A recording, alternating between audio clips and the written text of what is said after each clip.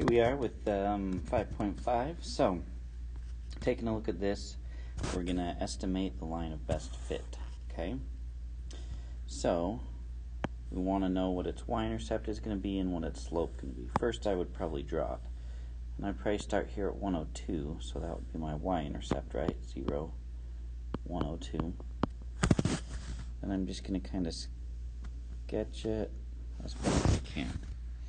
Then for the slope, right, we would just kind of estimate about where it's going to be at, okay? So if I look at about right here at 10, looks like we go down by 4 to the right by 10. So it'll be negative 4 over 10 for a slope, which we can reduce to negative 2/5.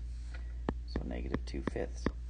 So there's my line, and its equation would be y equals its starting number, 102, minus 2/5 x, or negative 2/5 x plus 102. Okay? And that's all we got to do for those ones.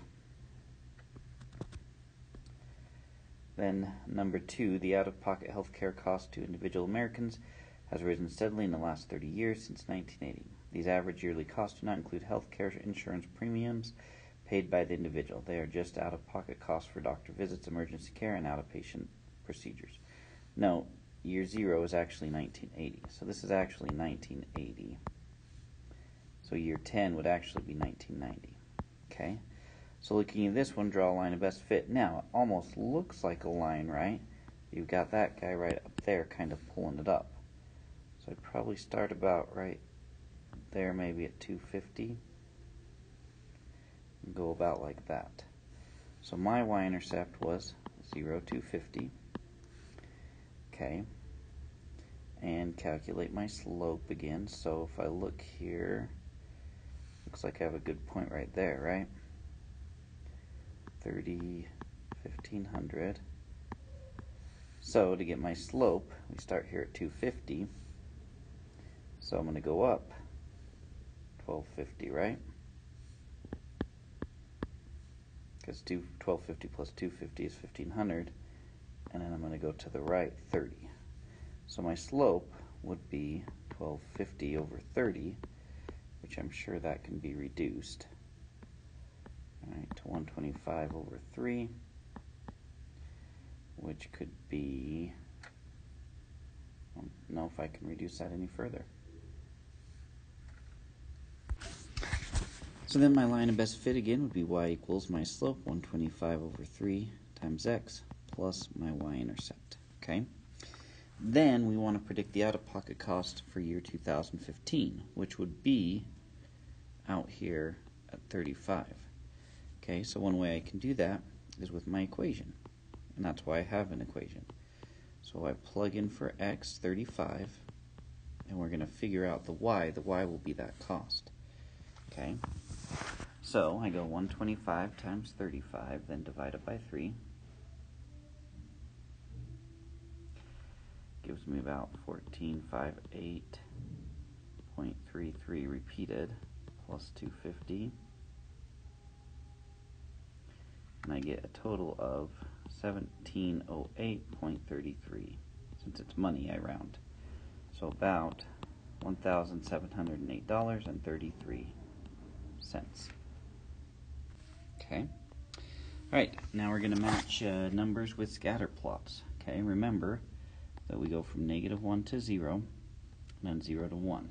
This being no correlation, this being a strong positive, strong negative, and from here to here, weak positive, weak negative.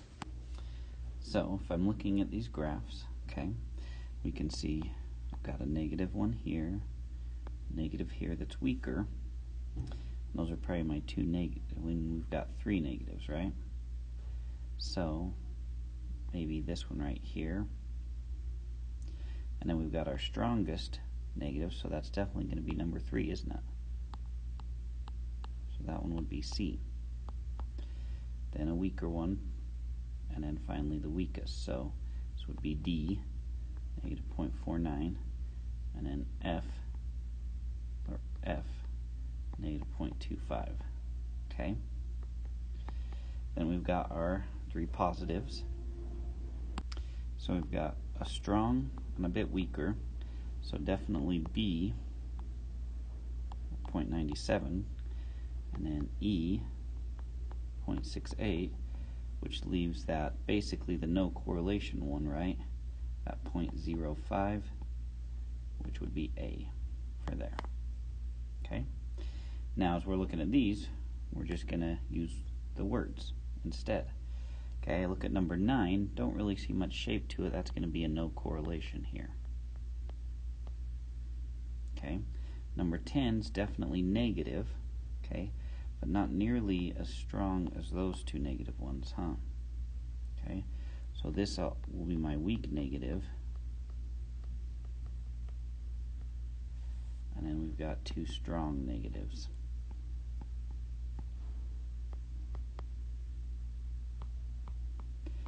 Okay, then I've got three positives. I can definitely see one that is almost like a perfect line, so that's definitely very strong, positive. And then a weaker, but still pretty strong here, positive. Not as strong as 12, but 13 is still pretty strong. And then finally 14, or back to 11, would be a weak positive. Okay? Alright, there we go. Just a little bit